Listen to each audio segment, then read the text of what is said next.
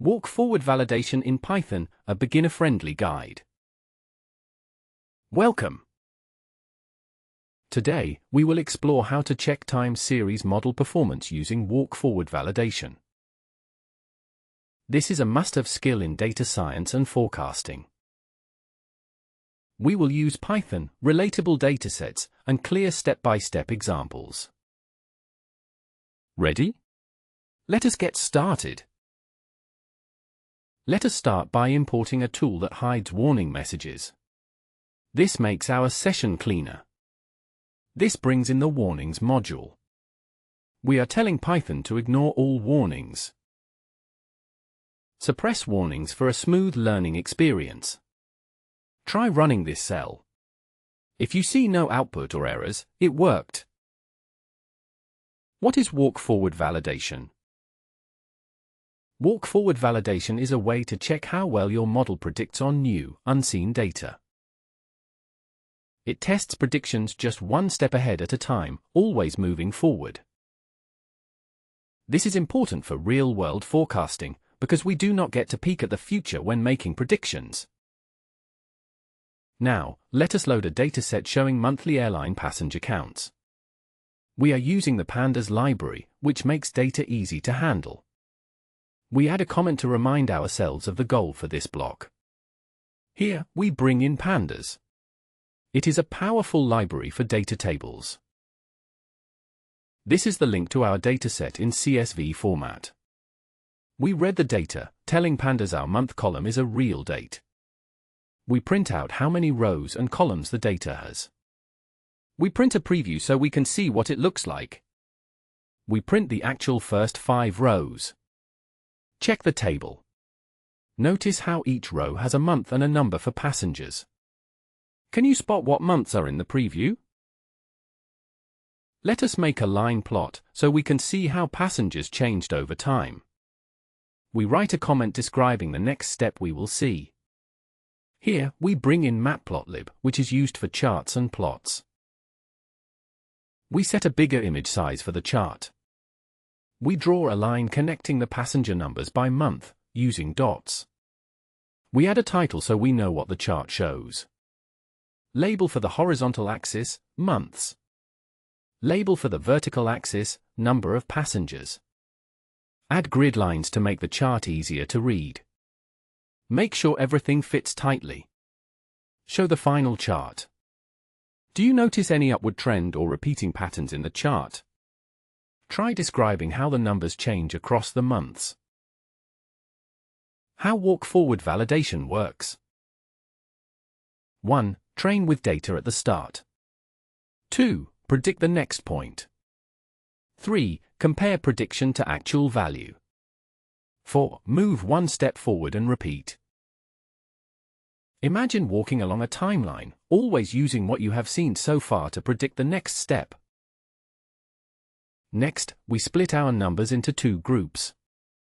The first group is training data, where our model learns. The last group is testing data, where we will check our model's performance.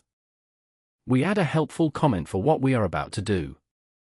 We import a helper from scikit-learn to split data easily.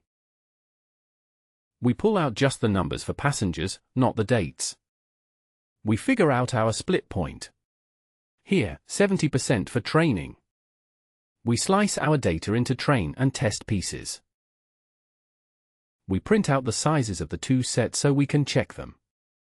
Splitting like this is common in machine learning.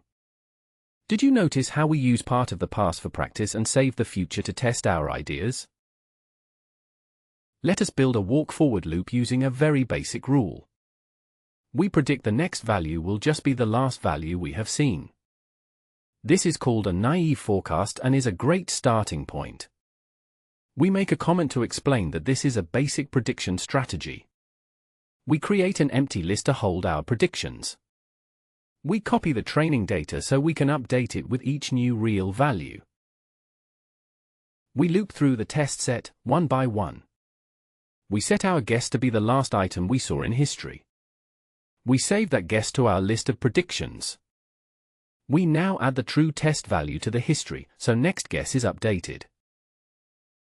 We print the first 5 predictions so we can see what we made. Notice how this method always guesses what just happened. Can you think of a situation in real life where this rule might work well?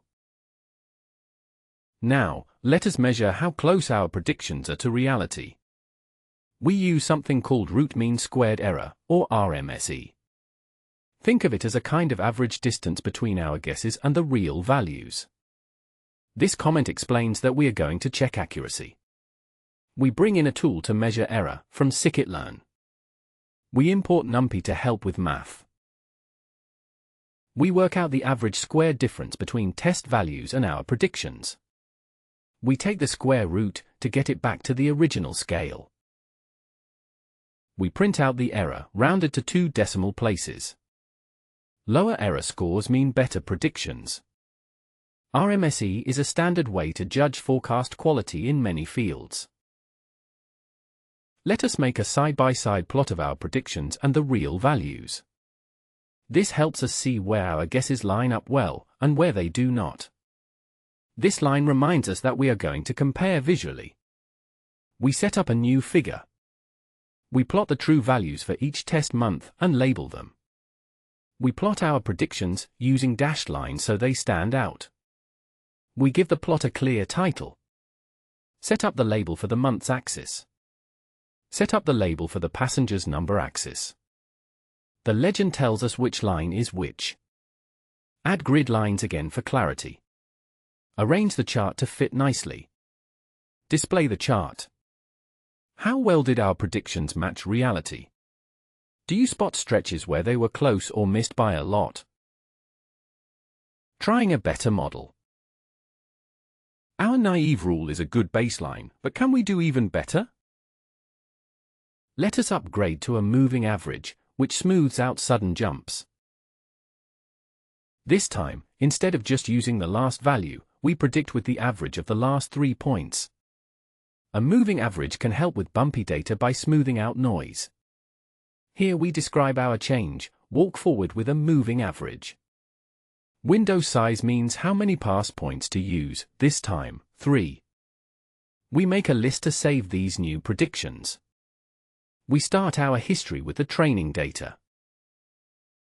Go one by one through the test set. If we do not have enough history, just use the last known value. Otherwise, take the average of the last 3 items in our history. Save that average as our guess for the next value. Put our guess into our predictions list. Then, add the real new value into history, so it keeps moving. Check the first few moving average guesses. Does the moving average sound like a fairer rule? Can you imagine settings where smoothing makes forecasts more stable? Let us see if the moving average did better by checking the new RMSE score. We add a comment to show what is being checked here. We measure error with the moving average predictions. Take the square root to get RMSE. Print out the RMSE value for the moving average method. Compare the RMSE with the previous one. Which forecast would you trust more, and why? Let us see how our moving average guesses line up with the true values. Plotting a comparison of the moving average method. Set the figure size like before. Show the real passenger numbers for each test month. Show the moving average predictions with dashed lines. Give the chart a clear title. Label the months. Label the number of passengers. Add a key for which line is which.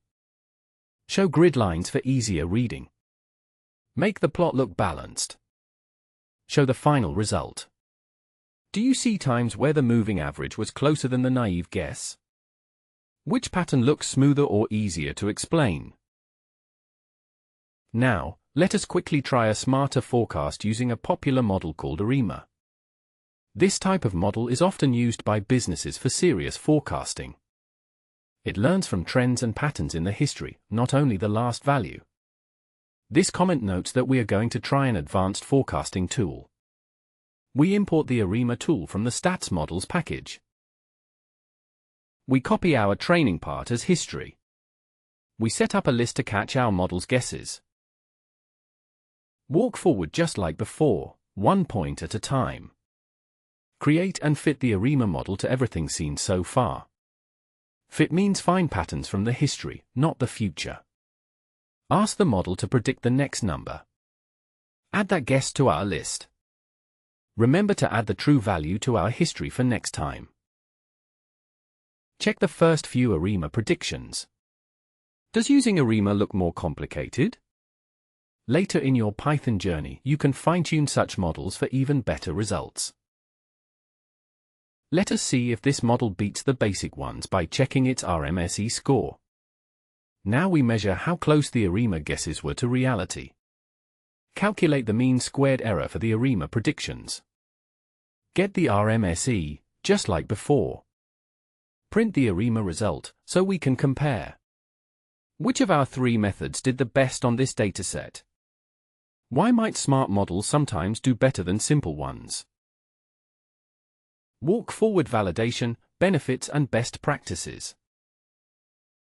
It mimics how we use models in real life, predicting 1 step ahead. Great at showing when a model starts making big mistakes. Easy to compare models fairly, since no future data is leaked. Always remember to update your history after each step, so your predictions stay realistic. Now let us try walk forward validation on a different business problem. This time, we use real shampoo sales. We will use a moving average forecast, just like before. This block encourages you to practice on a second dataset. Here is the address for the shampoo sales CSV. Load the CSV data using pandas. Print the first few lines, so we see the shape. Take only the sales numbers. Split into practice and test sections, just as before. Slice the data up for training and evaluation. Make an empty list for predictions. Copy our training data for walk forwarding. Make a moving average prediction if we have at least 3 points, otherwise copy the last value.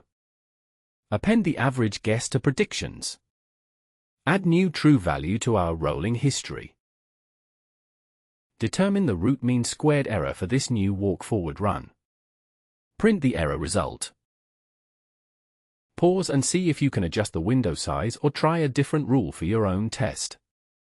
If you are enjoying these hands-on steps, make sure to like or subscribe to YouTube for more walkthroughs. Let us make this interactive. You can choose between 2 forecast rules for walk forward validation. See what happens to the error score based on your choice. This block is a challenge for you to try different approaches. Ask you to pick the method for forecasting. Input lets you enter your choice. If you pick one, print confirmation you chose the last value approach. Start a predictions list. Copy the initial train history. Go through the test set, making the naive guess. Save each naive guess. Add new truth to history after each step. If you pick 2, print confirmation of the moving average method. Start a predictions list again. Copy the starting training points. Loop step by step for the test data. If there are less than 3 seen so far, use the last value. Otherwise, take the average of the last 3. Add your guess to the list. Update the history again. Otherwise, remind you kindly, it is just 1 or 2. If you made a valid choice, we calculate RMSSE like before. Show the result with your chosen method.